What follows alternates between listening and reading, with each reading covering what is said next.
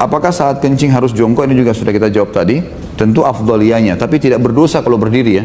Apalagi pada saat keadaan tidak ada tempat untuk duduk. Jika kita laki-laki mendapat bidadari di surga, maka peran apa seorang istri kedudukannya di surga nanti? Tambahan itu kan.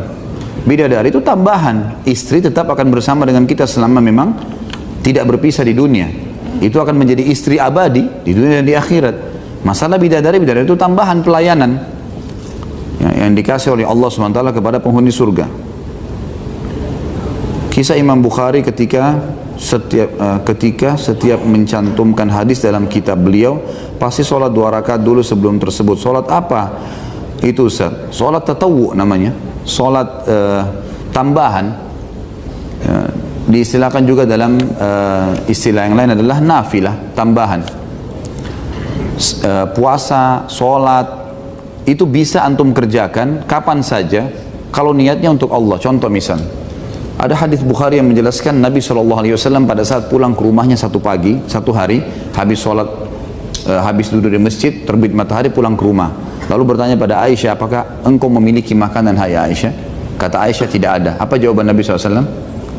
Kalau gitu aku puasa. Apa yang dikatakan oleh para ulama hadis? Yang dimaksud sabda Nabi SAW, hari ini aku puasa, ini bukan hari Senin Kamis ini. Karena kalau hari Senin Kamis, Nabi SAW nggak perlu tanya Aisyah ada makanan atau tidak. Memang beliau biasa puasa. Karena dalam riwayat Bukhari yang lain dikatakan, Aisyah berkata, karena Nabi SAW yataharra saum yom itsnin wal khamis. Nabi SAW itu selalu mengejar dan menjaga Senin Kamis. Artinya nggak pakai tanya lagi. Berarti Nabi SAW pulang ke rumah Aisyah bukan Senin Kamis, hari lain. Lalu kemudian beliau tanya istrinya ada makanan, istrinya mengatakan tidak ada. Lalu beliau mengatakan kalau gitu saya puasa. Puasa apakah ini? Ya puasa umum untuk Allah.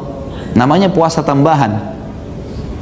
Sama antum ulama mengatakan kalau habis wudu masuk masjid, sholat wudu atau sholat duha, tiba-tiba merasa ingin mendekatkan diri dengan Allah dengan sholat. Niat sholat umumnya tatawu namanya, tambahan. Sholat biasa niat karena ingin mendekatkan diri sama Allah. Dibolehkan sholat sunnah begitu. Sebagaimana tadi juga puasa yang dikerjakan oleh Nabi SAW. Nah ini yang dikerjakan oleh Imam Bukhari. Ada sebagian ulama mengatakan yang dilakukan Imam Bukhari adalah istikharah.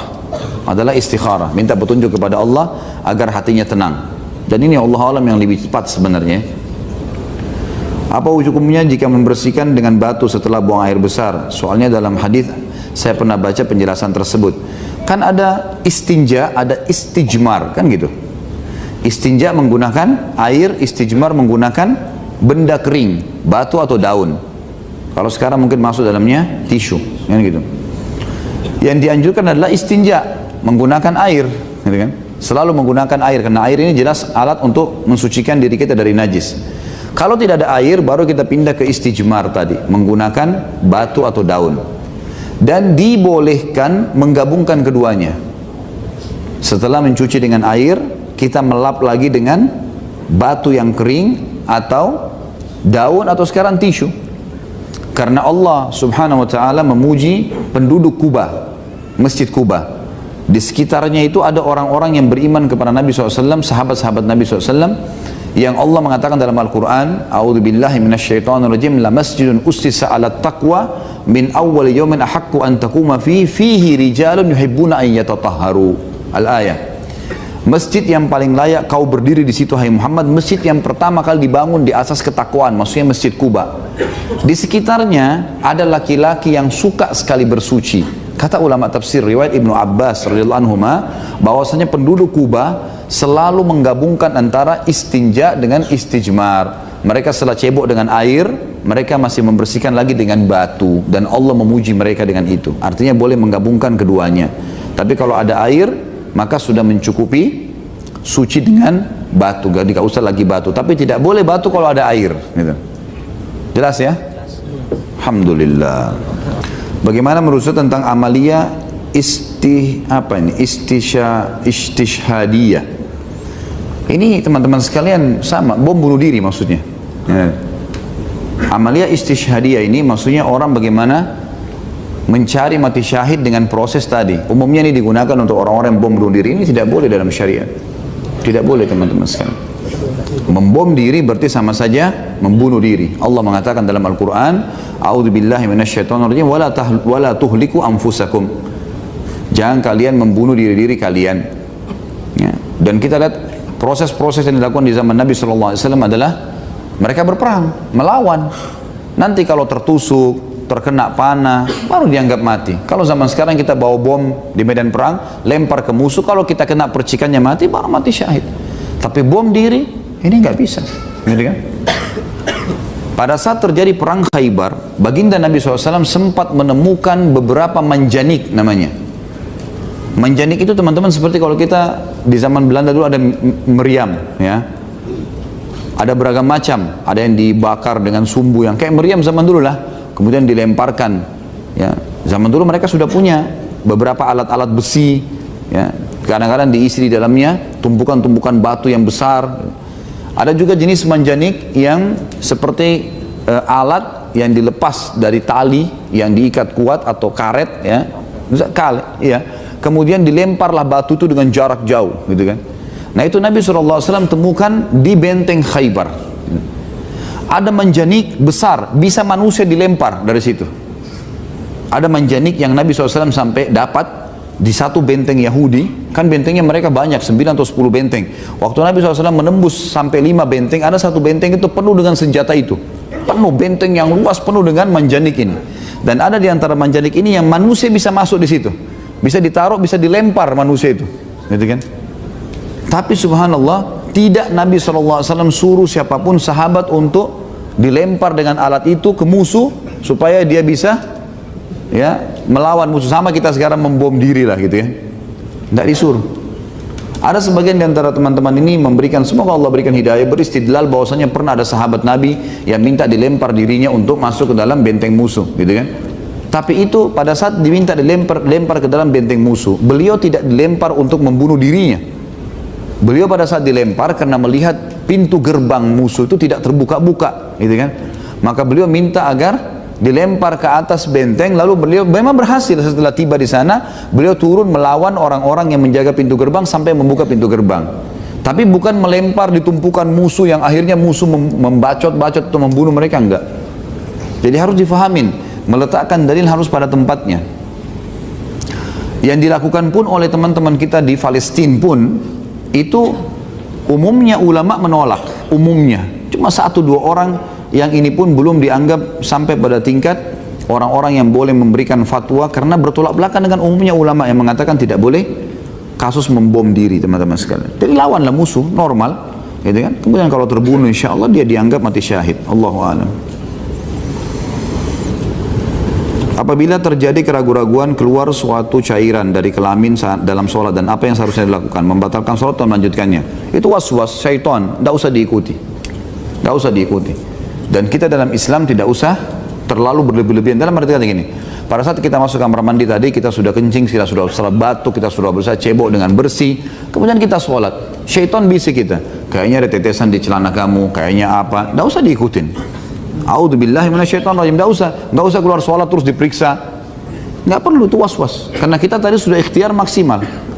Itu. Jadi kembali kepada hukum keyakinan. Dan kata ulama, syak itu, keraguan-raguan akan hilang dengan keyakinan. Karena satu kali antum buka pintu was-was, syaitan akan kuasai kita di semua bidang tuh. Nanti semua pintu dia buat kita was-was. Gitu. Maka harus dilawan, hukumnya hukum zahir. Maksud dari hadis, jika sedang sholat terus buang angin, jika tidak berbau atau tidak bersuara, maka itu berarti gangguan syaitan, tidak membatalkan sholat. Mohon koreksi hadisnya kalau salah. Betul hadis itu. Ada seorang sahabat mengatakan, ya Rasulullah, saya dalam sholat merasa keluar angin. Hadis itu sahih, kalau tidak salah riwayat ahli sunan itu. Maka kata Nabi SAW, selama kau tidak dengar suara dan mencium bau, maka sholatlah. Maka sholatlah, berarti was-was gitu. Tapi ini biasanya orang yang betul-betul was-was ya. Makanya teman-teman, maaf saya bahasakan, jangan tersinggung ini.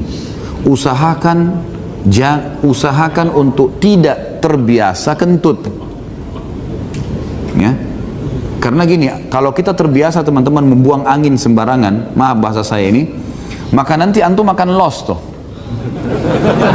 Loh iya, menjadi itu sebuah kebiasaan. Coba kalau antum tidak lakukan itu kecuali memang darurat dia mau keluar, Biasanya orang di WC, memang di tempatnya. Orang ini kita temukan sepanjang hari dia tidak terganggu. Iya. Tapi kalau orang sudah membuka pintu itu teman-teman, misalnya dia biasa bercanda sama temannya, sengaja dikentutin temannya. Loh ya ada kan orang gitu, iseng. Nah ini berbahaya, karena dia kadang-kadang dipaksain sama dia, kan gitu, untuk menggodain orang. Ini bahaya, karena dia bisa menjadi sebuah sistem yang otomatis di tubuh kita, yang hanya jadi kebiasaan, dan ini berbahaya. Ini yang banyak mengganggu orang kalau sholat nih, iya nggak? Nah munculnya pertanyaan kayak tadi ini khawatirnya seperti itu. Ada orang begitu, subhanallah, di depan pasangannya sembarangan saja gitu kan. Ini suami kentut, istri juga balas di sebelahnya. Kan jadi kurang nyaman ya. Ranjang yang tadinya wangi jadi berubah gitu. Jadi ini dihindari teman-teman. Semua kebiasaan yang membuat orang menilai kita buruk dihindari. Sama orang maaf, ngupil, ya, sesuatu yang buruk lah, yang sebenarnya memang kalau dilihat itu jadi buruk, hindarilah. Kalau merasa nggak enak hidung, masuk kamar mandi, cuci pakai air, selesai gitu ya. Jadi hal-hal yang seperti itu hilang semua dari kita. Tapi kita bicara masalah angin, kebanyakan buang angin ini jadi was-was buat kita karena itu tadi, dia lost control karena dia sudah menjadikan sebagai kebiasaan gitu ya. Jadikan bahan olok-olok segala, akhirnya dia anggap tidak aib lagi bagi dia. Tapi kalau antum kontrol, dipastikan teman-teman itu masih bisa diobatin. Orang yang terbiasa melakukan, dia coba terapi. Dia coba terapi, insya Allah dalam beberapa hari sambil berdoa kepada Allah agar penyakit itu dihilangkan.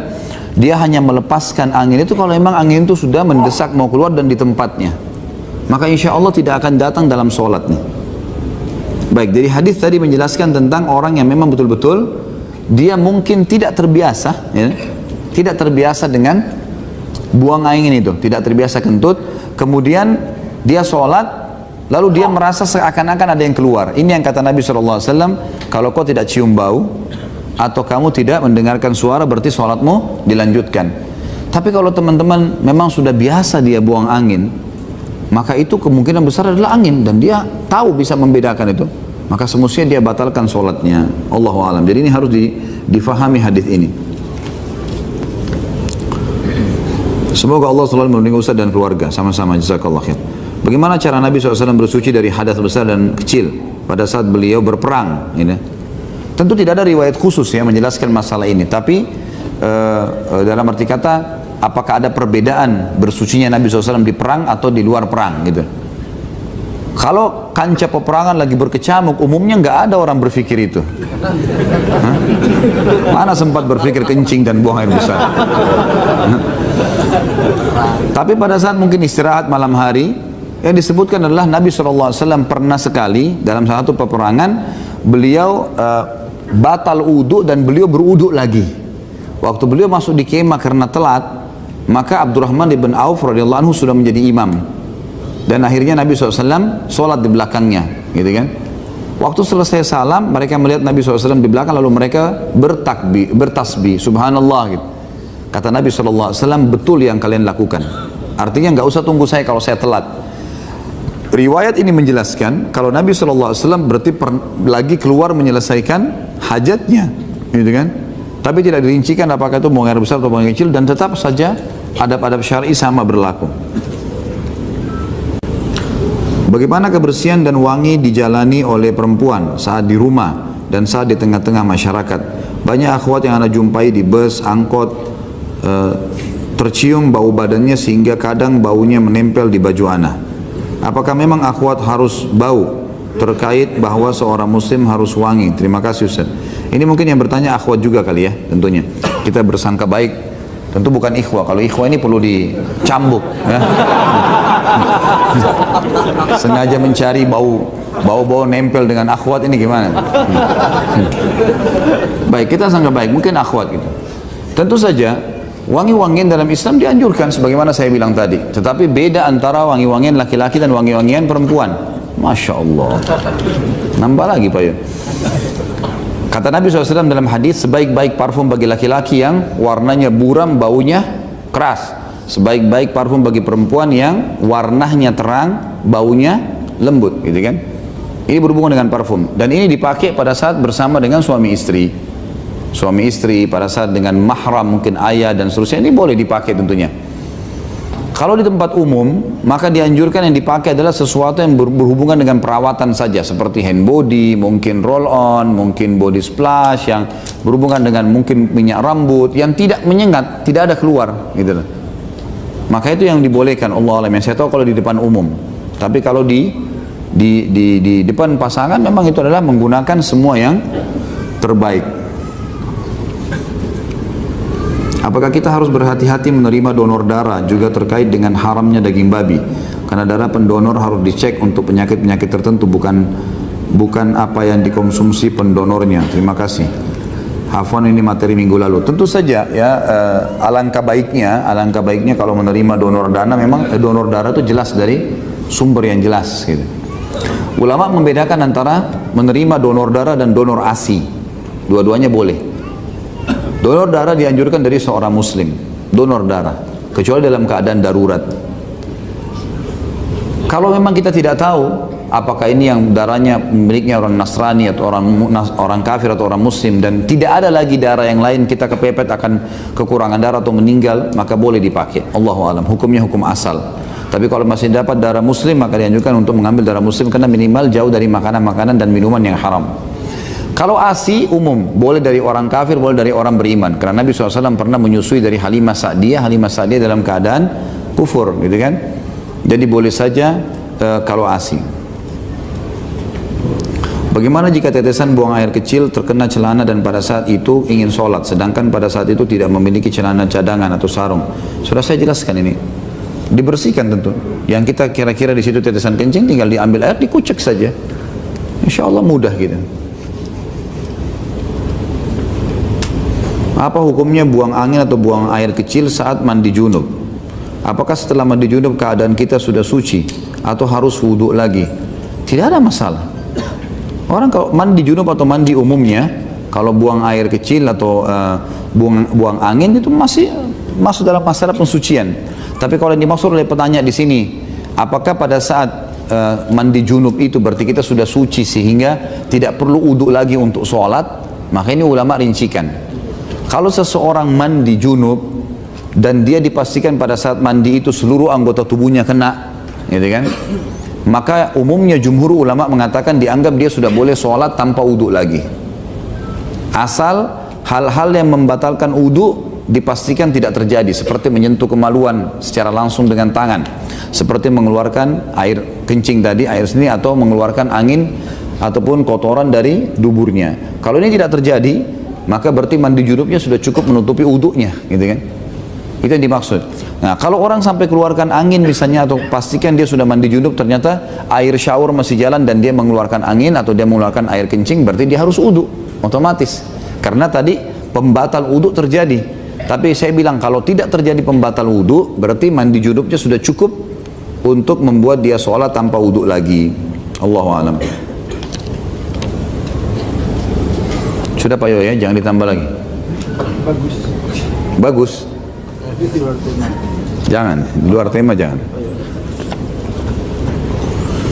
Apabila sedang mandi junub, belum selesai mandi junubnya, lalu keluar air seni, sama juga ini. Kok bisa sepakat nih pertanyaannya?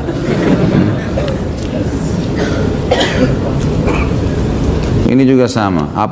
Bagaimana cara membersihkan tetesan kencing? Ya semampunya, ambil air tadi saya bilang dikucek semampunya. Hukumnya hukum umum insya Allah. Apakah cukup dilap dengan air? Bisa air, bisa tisu basah, ya, macam-macam. Intinya kita bersihkan di titik-titik itu. Pakai tisu, pakai air, bisa saja semuanya insya Allah. Jika baju terketat dengan najis dan saat itu tiba waktu sholat, kalau kita tidak sempat mengganti, apa yang harus dilakukan? Sama semua ini, dibersihkan tadi. Saya pernah camping di pulau tidak berpenghuni yang tidak ada air bersih dan di gunung yang jauh dari mata air. Lalu saya bersihkan dengan tisu basah. Bagaimana jika dalam kondisi seperti itu? Apa yang harus saya lakukan? Dan bolehkah bersuci dengan air laut? Ada air laut boleh. Malah bagus kalau ada air laut, gitu kan? Karena air laut dan air sungai dua-duanya suci. Kata Nabi SAW, laut dan sungai, ya, suci airnya, halal bangkainya. Jadi boleh. Alhamdulillah ada berarti jawabannya, gitu kan? Jadi kalau di dalam hutan betul-betul tidak ada air sama sekali, maka boleh bertayamum. Masalah tisu basah nggak boleh dipakai bersuci, karena umumnya pakai wangi-wangian. Air kalau sudah berubah warna, rasa, bau, nggak boleh dipakai suci lagi, termasuk air tisu tadi. Ya. Kalau pakai suci berudu ya, tapi kalau dipakai membersihkan boleh, nggak ada masalah. Kayak tadi membersihkan celana misalnya. Jadi di sini dilihat keadaan. Kalau tidak ada air sama sekali, maka boleh bertayamum. Bagaimana dengan wasir Ustaz? Apakah dapat membatalkan puasa? Dan adakah obat secara agama? Tentu saya tidak batalin puasa. Kan tidak ada hubungannya dengan dia membatalin puasa. Puasa itu batal kalau sesuatu yang masuk dari luar ke dalam, ya, bukan dari dalam keluar. Kalau orang muntah misalnya, tidak batal puasanya sampai dia tertelan kembali. Ada sesuatu misalnya yang tertelan, maka itu baru batal. Dari luar masuk baru batal. Kalau dari dalam keluar enggak. Sama dengan wasirin. Kalau pengobatan, Allahu a'lam, ini lebih baik saya sarankan penanya kembali kepada pengobatan ala Nabi SAW. Itu tulisan Ibnu Qayyim rahimahullah. Cuma saya lupa penerbitnya apa. Kalau nggak salah bukunya hardcover sekitar 60.000 lah harganya. Pengobatan Nabi SAW. Bagus sekali. Bukunya ada, saya juga milikin itu. Penulisnya Ibnu Qayyim rahimahullah. Di situ kalau nggak salah dirincikan banyak penyakit dan metode pengobatannya. Nenek saya sudah lumpuh, sulit bangun wudu. Bagaimana cara bersucinya? Kemudian beliau juga sudah pakai popok. Bagaimana hukum sholatnya? Tentu saja wudu semampunya. Misal cucunya mengusapkan, kan wudu itu tidak harus gebiar-gebiur air. Bisa diambil dengan telapak tangan. Seperti pernah saya bilang, bisa kalau dalam keadaan darurat kayak lagi tawaf batal wudu, bisa dipakai dengan 1 gelas air zam-zam cukup untuk wudu. Disentuhin, diusapin di tempat-tempat yang wudu ini, yang penting sudah terasa basah, dan lakukan yang wajibnya satu kali saja cukup. Jadi si anak ini, si cucu ini bisa mengambil dengan tangannya atau menggunakan whatsapp, gitu kan, yang bersih tentunya, dicelupkan di air lalu kemudian diusapkan di tempat-tempat ini. Kumur-kumur diberikan secukupnya, semampunya. Kalau dia nenek ini sudah sangat tua, tidak bisa lagi kumur-kumur, maka diambilkan air, disentuhkan di antara gigi-giginya dengan jari si cucu ini, gitu kan, di antara gusinya. Kemudian hidungnya sedikit disentuhkan, semampunya, secukupnya. Kata Nabi SAW, ittaqullaha mastata'tum. Bertakwalah kepada Allah semampu kalian, gitu kan? Cukup dengan cara itu. Kemudian diusapkanlah anggota-anggota tubuh yang lain yang memang dibutuhkan wudu, lalu kemudian dibiarkan beliau sholat. Masalah kasus pakai popok sama dengan kasus orang yang diketeter, ya, sama hukumnya. Artinya memang nggak bisa, kalau tidak pakai itu malah dia bisa mengotori dirinya sendiri. Maka nggak masalah sholat dalam kondisi dia. Ittaqullaha mastata'tum, kata ulama. Hadis ini jelas sebagai hukum orang-orang yang dalam keadaan darurat begini. Ketika orang mandi junub, ada wudu di dalamnya. Lalu apa hukumnya kalau orang sholat setelah mandi junub? Wajib wudu lagi atau tidak? Sudah saya jelaskan. Asal tidak ada sesuatu yang membatalkan mandinya atau wudu tadi, mandi junubnya, maka tidak perlu dia wudu lagi. Ya. Tapi kalau dia mengeluarkan angin tadi, dia kencing lagi, maka itu berarti dia harus wudu lagi. Bagaimana jika buang angin ketika zikir setelah sholat fardu? Berhenti dulu atau diteruskan? Berzikir tidak masalah. Sa'i, kalau tawaf harus wudu. Karena kata Nabi SAW, at-tawaf bil baiti sholah. Tawaf di rumah Allah sama dengan sholat. Tapi kalau sa'i, nggak ada masalah. Sa'i batal wudu nggak masalah. Sama halnya dengan orang kalau lagi berzikir batal wudu. Yang dibahas oleh para ulama adalah kalau lagi membaca Al-Quran. Karena lebih kuat pendapat ulama, Al-Quran harus disentuh oleh orang yang suci. La yamassuhu illa mutahharun. Nggak boleh disentuh kecuali orang yang bersuci, dan ulama sepakat mengatakan suci adalah berwudu. Maka kalau batal lagi baca Quran, lebih baik kita berwudu kembali. Bagaimana hukum orang bekerja sebagai petugas kebersihan atau membersihkan sampah? Apakah mereka salah jika badan mereka bau? Tentu saja teman-teman sekalian, ada kan perangkatnya, ya, ada kaos tangannya dari karet. Saya yakin kalaupun perusahaan tidak siapkan, tidak akan dilarang itu, ya. Bisa kan gitu. Pada saat mereka mau sholat, saya alhamdulillah di Indonesia cukup bagus ya. Artinya teman-teman kita pun yang bekerja sebagai tukang bangunan atau mungkin tukang sampah, saya lihat Masya Allah pada saat mereka masuk masjid sering saya temukan mereka bawa kresek, ganti sarung, ganti baju. Ada yang masuk ke kamar mandi masjid, mereka mandi. Saya biasa temukan itu. Dan ini satu hal yang positif gitu. Kalau sementara orang lagi bekerja, itu lain. Kan mungkin bisa saja belepotan, kotor, itu adalah hal yang wajar gitu. Jadi tidak ada masalah dengan kalau memang dalam kondisi kita lagi bekerja gitu kan. Kalau lagi bekerja. Yang saya maksudkan tadi adalah kalau kita lagi keseharian. Bagaimana sunnah Rasulullah SAW pada saat buang air kecil? Adakah adab-adab tertentu seperti tidak boleh menghadap kiblat dan lain-lain? Apakah Rasulullah SAW buang air kecil dengan berjongkok atau berdiri? Karena saya pernah baca bahwa Rasulullah SAW buang air kecil dengan berjongkok. Apakah ada hadis sahih tentang ini? Tentu saja iya.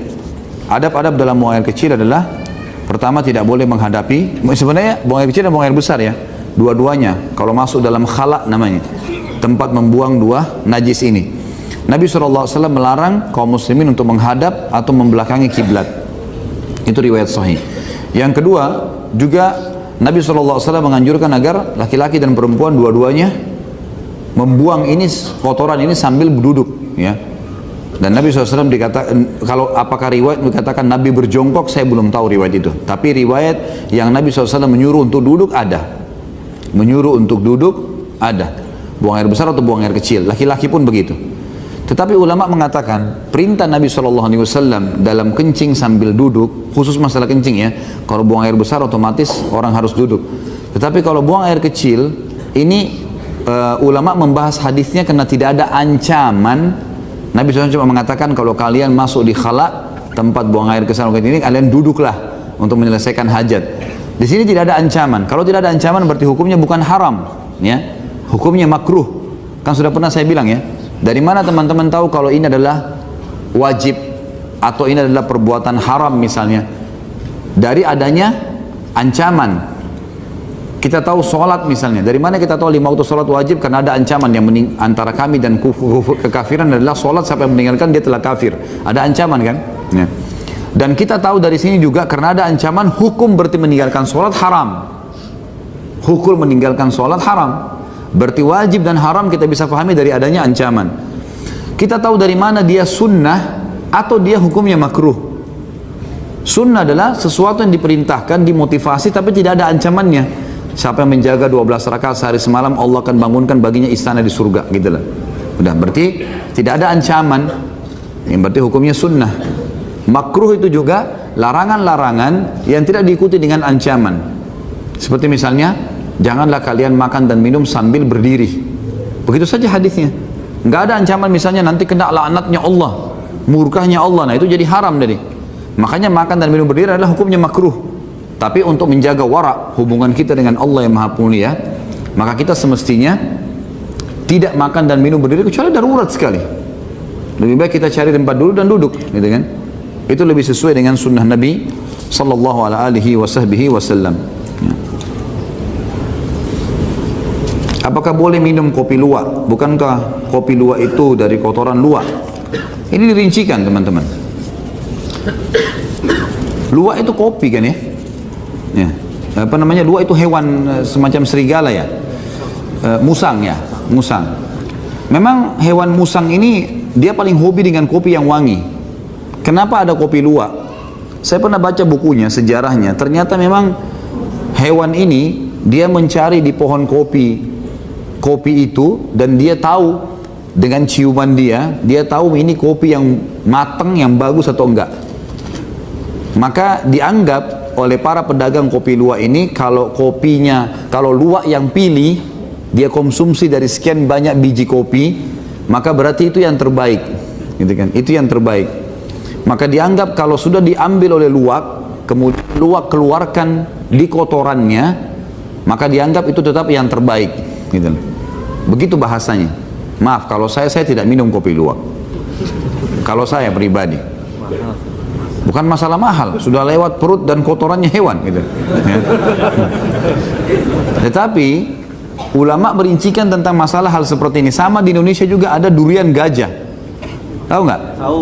Nah, itu gajah, prosesnya gajahnya mengambil dari pohon durian, dililit dengan hidungnya, jadi dia ngambil rumput dulu, kemudian dililit di durian itu supaya tidak menusuk dia, terus ditarik. Kemudian oleh gajah ini ditelan mentah-mentah. Duriannya itu mentah-mentah. nanti keluar juga, maaf, dari duburnya begitu utuh. Namanya durian gajah. Jadi antum jangan sembarangan beli durian dulu. Nah itu namanya durian gajah. Kenapa jadi mahal harganya? Karena proses masuk dari mulut gajah keluar dari dubur gajah. Itu yang buat dia mahal. Nah sama dengan luwak ini. Baik, sekarang yang kita tanya hukum syar'inya. Bagaimana hukum syar'i? Kalau kopi, biji kopi luwak itu, dasarnya kopi itu masuk ke dalam perutnya, keluar dari duburnya utuh, tidak pecah, utuh kopinya, nggak pecah, sekali lagi, berarti dia dianggap suci, tidak terkontaminasi dengan kotoran, dan dia dianggap tetap halal sebagaimana kopi awalnya halal. Ini kalau tidak salah juga saya baca di salah satu fatwa MUI kita. Kalau dia keluar utuh maka dia dianggap suci. Yang itu. Kalau dia pecah, teman-teman sekalian, sempat pecah, maka dikhawatirkan karena musang ini kan bertaring, dia tidak boleh dikonsumsi dagingnya, dan masuk ke dalam perutnya berarti terkontaminasi dengan kotoran. Semua yang dilarang makan dagingnya, yang berhubungan dengannya jadi haram. Transaksinya kah, kulitnya kah, kan gitu, lemaknya kah, kukunya kah, pokoknya semua jadi haram gitu kan, karena haram dikonsumsi dagingnya. Sebaliknya semua yang halal dagingnya halal dikonsumsi, kulitnya lah, apalah segala macam. Nah ini hal-hal mendasar harus diketahui. Nah kalau dia pecah berarti dia terkontaminasi dengan hal yang haram di bagian tubuh hewan itu.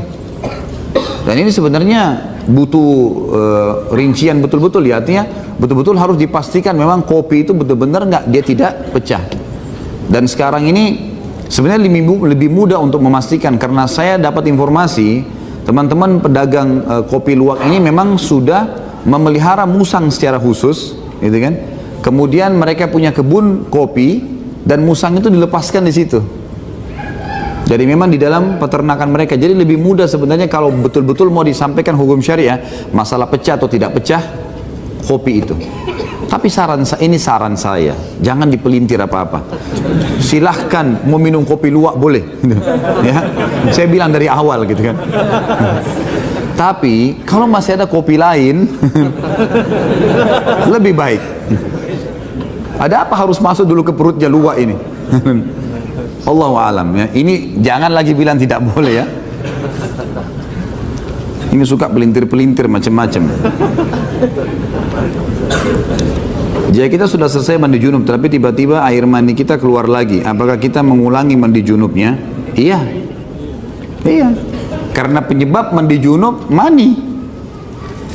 Antum berhubungan atau tidak berhubungan dengan istri, keluar mani, wajib mandi. Berarti penyebab mandi apa? Mani. Kalau kita sudah mandi pun masih keluar, berarti harus mandi lagi. Gitu kan? Makanya pada saat memang seseorang itu dipastikan junub, maka dia sama dengan kencing tadi, dipastikan dia batuk, dia berusaha untuk ya membersihkan kemaluannya supaya tidak ada lagi tetesan. Jika kita menahan buang angin ketika sholat dan angin tersebut masuk lagi,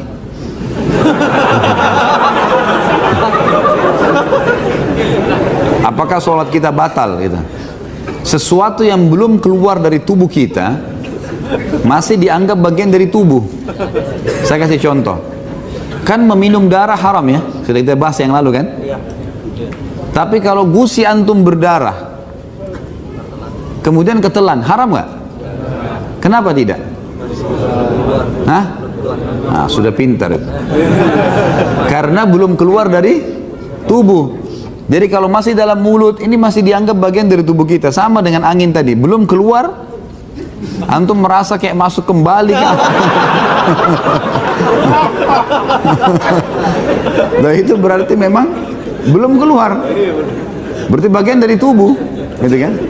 Hanya saja teman-teman sekalian, ada larangan untuk sholat kalau kebelet kencing atau buang air besar. Masuk dalamnya adalah buang angin.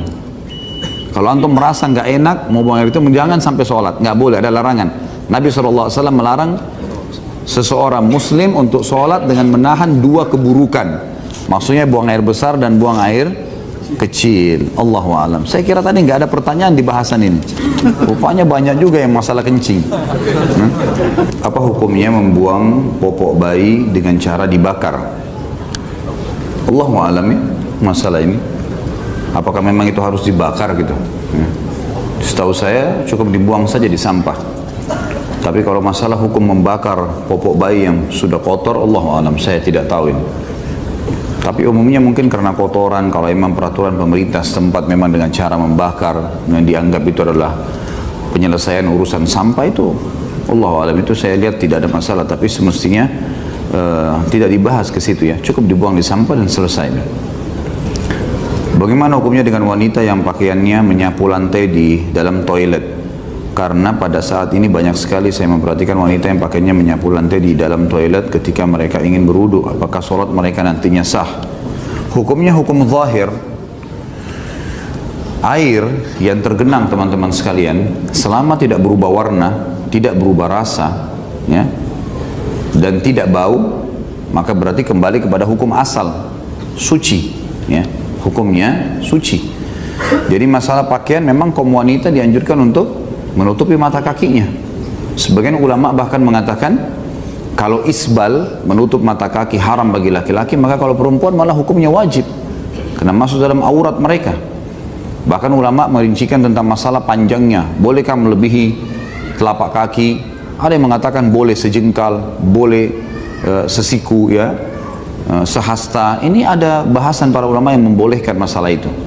Masalah kasuistik pakaian mereka tersapu di jalanan atau misalnya di kamar mandi, selama bukan jelas najis di situ, maka hukumnya hukum asal. Kalau tanah jelas, kata Nabi SAW dalam hadis sahih, dijadikan untukku semua bumi ini, tidak terkecuali semua tanah di muka bumi ini, ya, masjid dan juga dijadikan dijadikan tanah ini semuanya masjid untukku dan suci, gitu kan? Sama juga dengan air. Kalau misalnya di kamar mandi dikhawatirkan ada sesuatu yang najis segala, kalau tidak kelihatan dengan mata, maka tidak masuk dalam hukum. Seperti kasus antum kencing misalnya di WC yang tidak ada tempat untuk duduk misalnya, laki-laki contoh ya. Ini saya mungkin yang bertanya akhwat mungkin. Tapi kalau laki-laki misalnya dia kencing berdiri seperti toilet-toilet sekarang yang ada. Kalau percikan-percikan kencing yang kita tidak bisa jangkau dengan mata kita, tidak kena hukum. Bisa saja ada percikan, tidak kena hukum. Kalau sesuatu yang jelas kelihatan, baru terkena hukum. Ini yang dijadikan sebagai pegangan dalam syariat kita. Semoga Allah selalu memberikan Anda kesehatan. Baik, sama-sama insyaAllah. Jazakallah khair. Saya mau tanya, kalau masa mens sudah selesai dan sudah mandi bersih, lalu berhubungan badan atau berjima, tapi besoknya ada keluar lagi mensnya sedikit atau flek, itu hukumnya bagaimana? Karena kalau sudah pakai KB spiral biasanya selalu mens sekitar 8 hari, tapi kalau hari ke-9 sudah bersih total, pas habis junub besoknya sudah keluar lagi fleknya. Mohon penjelasan. Sebenarnya ini harus dikomunikasikan sama dokter dulu. Apakah flek yang keluar itu masih bagian daripada darah nifas, darah haid? Kalau dokter memastikan masih darah haid dan dia masa yang tadinya sebelum suntik KB atau spiral 6 hari dan setelah suntik mungkin dia akan bertambah sampai 7-8 hari, hanya jedah waktunya, misal tetesan flek terakhir di hari-hari terakhir haid itu biasanya hanya 3 tetes, misalnya 3 tetes, 3 titik misalnya. Kemudian setelah suntik KB atau menggunakan spiral, dia cuma keluar tetes-tetes tapi bertambah harinya, berarti masih bagian daripada haid. Dan ini dokter yang tahu, tidak ditanyakan kepada para ulama tentang masalah seperti ini atau para dai, karena memang mereka lebih tahu tentang sisi medisnya, apakah itu darah haid atau bukan, ya. Tetapi kalau ada orang tidak menggunakan KB, normal haid bulanannya 6 hari, kemudian berjalan waktu mungkin setahun, 2 tahun setelah menikah, normal biasa 6 hari haid tiba-tiba menjadi 7 hari atau terjadi 8 hari. Maka hari ke-7 dan hari ke-8 dihitung dengan istihadhah, bukan haid lagi. Karena normalnya dia 6 hari. Istihadhah hukumnya boleh sholat. Tinggal pada saat keluar mandi, membersihkan lalu kemudian sholat. boleh berpuasa karena dia hanya istihadah. Istihadah itu artinya menyerupai haid. Jadi dilihat sekarang, kalau pertanyaan ini menurut saya Allah alam, kembali ke teman-teman medis, ditanya apakah itu masih haid atau tidak, dan kembali setelah itu ke hukum tadi yang saya jelaskan. Kalau dia masih dalam bagian haid berarti tidak boleh berhubungannya, kalau dia tidak tahu jadi halal. Karena kan tadinya berhubungan, meletakkan kemaluan di kemaluan, kalau haid haram, nggak boleh, Allah melarang. Allah SWT menyuruh meninggalkan perempuan, menjauhi kemaluannya pada saat itu. A'udzubillahi minasyaitonirrajim, yas'alunaka 'anil mahid qul huwa adzam fa'tazilun nisaa fil mahid. Ini kalau tidak salah surah An-Nisa ayat 222. Kalau tidak salah tentunya. Allah mengatakan, ditanyakan kepada Muhammad tentang haid, katakanlah itu kotoran dan harus i'tizal. I'tizal itu teman-teman betul-betul menjauhi wilayah kemaluan itu. Pada saat wanita sedang haid sampai mereka bersuci. Jadi Allah alam itu kalau tidak tahu hukumnya insya Allah tidak berdosa, tapi kalau sudah tahu hukum lalu kemudian cuma menebak-nebak, ini tidak boleh. Dan pada saat haid, nifas, boleh memuaskan pasangan dengan cara lain. Sudah pernah kita jelaskan masalah itu. Ya, sampai sebagian pendapat ulama mengatakan bolehnya oral seks atau onani. Kalau haram kalau laki-laki lakukan sendiri, tapi kalau pasangannya yang lakukan itu tidak berdosa. Di dalam istimta' antara suami istri, maksudnya saling menikmati, dibolehkan kecuali yang haram saja. Meletakkan kemaluan di kemaluan pada saat haid dan nifas, atau meletakkan kemaluan di dubur, hanya itu yang haram. Selain daripada ini, Allah berfirman dalam Al-Quran, A'udzubillahi minasyaitonirrajim, nisa'ukum harthun lakum fa'tu harthakum anna syi'tum wa qaddimu li anfusikum. Istri kalian adalah ladang buat kalian, maka datangilah ladang tersebut sesuai yang kalian inginkan dan dahulukan diri kalian. Kata sebagian ulama adalah dari sisi kebutuhan-kebutuhan untuk memuaskan diri, baik itu gerakan, memindah tempat dan seterusnya, itu dianjurkan untuk boleh dilakukan. Saya kalau kencing sudah sesuai dengan sunnah, sudah duduk, sudah dibatukkan, sudah disentil-sentil, apa adanya ya, Pak Yoyo yang tukang sopirnya, sampai tetes terakhir sudah dibersihkan. Akan tapi jika saya berjalan keluar tiba-tiba, sering air kencing saya keluar sedikit dan celana dalam saya basah, apakah saya harus mengganti pakaian dalam, Ustaz? Jika saya tidak membawa pakaian dalam, apakah sholat saya sah? Barakallahu fiik. Wa fika barakallah. Tentu dalam hukum agama tidak ada aibnya bertanya ya. Yang penting betul-betul memang antum membutuhkan hukumnya gitu. Karena Allah Subhanahu wa taala menjelaskan tentang beberapa sahabat yang sempat malu bertanya, lalu Allah mengatakan, A'udzubillahi minasyaitonirrajim, innallaha la yastahi ay yadriba mathalan ma ba'udatan fama fawqaha. Sesungguhnya Allah tidak pernah malu menjelaskan apapun yang dibutuhkan dari masalah lalat sampai hal yang lebih besar daripada itu, supaya mereka bertanya, tapi memang betul-betul dibutuhkan gitu kan. Kadang-kadang memang harus memunculkan sesuatu yang lucu atau apa, tapi memang dibutuhkan, memang butuh, bukan disengaja untuk hanya sekedar seremoni atau testimoni saja teman-teman sekalian. Baik, kalau keluar kencing, di sini saya tidak tahu keadaan antum secara pribadi, tapi ada kemungkinan kadang-kadang ada orang dia setelah kencing dan sudah batuk, dia sudah ikhtiar maksimal, kemudian dia menceboknya. Biasanya tetesan air di sisa zakar itu ada, sehingga pada saat dia pakai celananya basah dari tetesan air, mungkin bukan dari kencing. Bisa saja terjadi itu, dan itu sering terjadi karena banyaknya air yang dipakai untuk mencebok dan dia tidak mengeringkan dulu lalu kemudian menutup celana dalamnya, maka jadi basah. Jadi antum sendiri bisa pastikan masalah itu, karena Allah alam kalau perilaku yang sudah dibuat tadi ini betul-betul sudah dilakukan, sudah berbatuk, sudah berusaha mengeluarkan maksimal, maka hukumnya berarti hukum umum. Artinya kalaupun ya setelah itu ada tetesan-tetesan, tidak dianggap tetesan kencing karena sudah ikhtiar maksimal, gitu kan. Kecuali memang dipastikan, misal orang itu memang lebih jeli, dia kemudian membuka pakaian dalamnya lalu mendekatkan dengan hidungnya lalu dia cium, memang ada bau ya di situ, bau seperti kencing, maka memang berarti dianggap itu bagian dari kencing ya. Dan ini memang harus kalau dia tidak punya celana dalam bisa dikucek di daerah itu, dikucek, dibersihkan, masuk ke WC kamar mandi dibersihkan.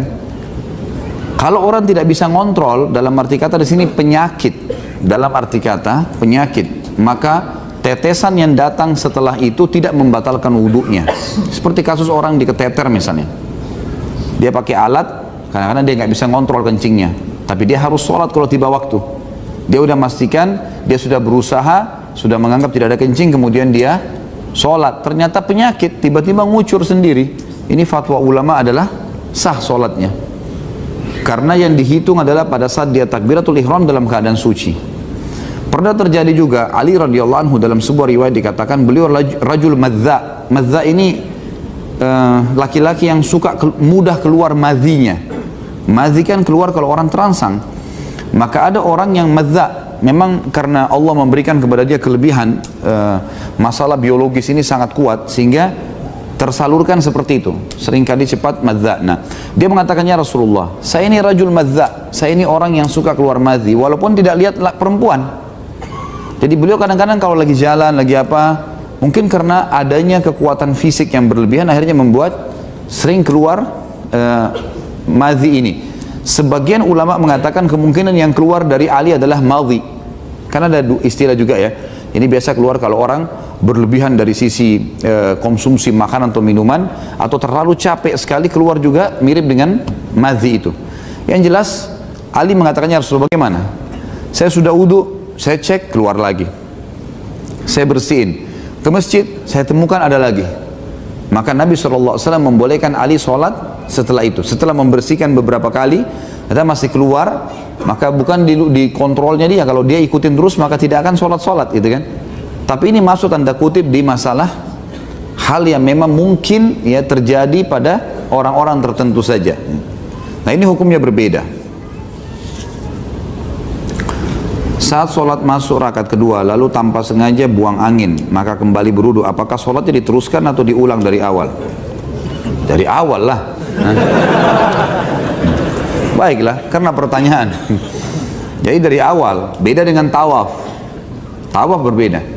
Kalau tawaf di Ka'bah, kalau antum sudah berhasil menyelesaikan satu putaran dari Hajar Aswad ke Hajar Aswad lagi, baru memulai tawaf kedua keluar angin, maka antum wudu kembali melanjutkan, tinggal mengulangi tawaf yang batal saja.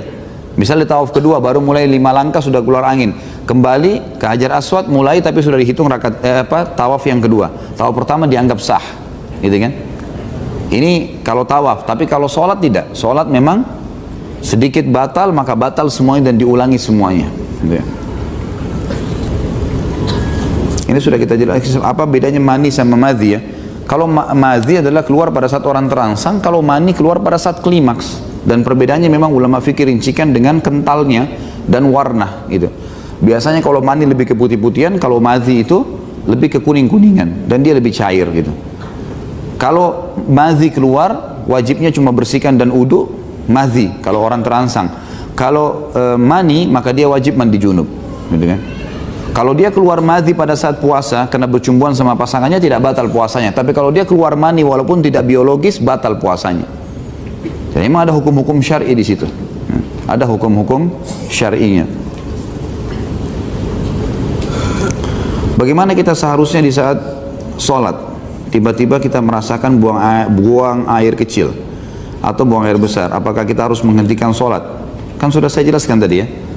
Berhenti, kalau emang kebelat benar, berhenti, nggak boleh dipaksain. Nabi SAW larang gitu, larang. Jadi jangan karena antum hanya takut kehilangan sholat, sampai ulama membahas begini.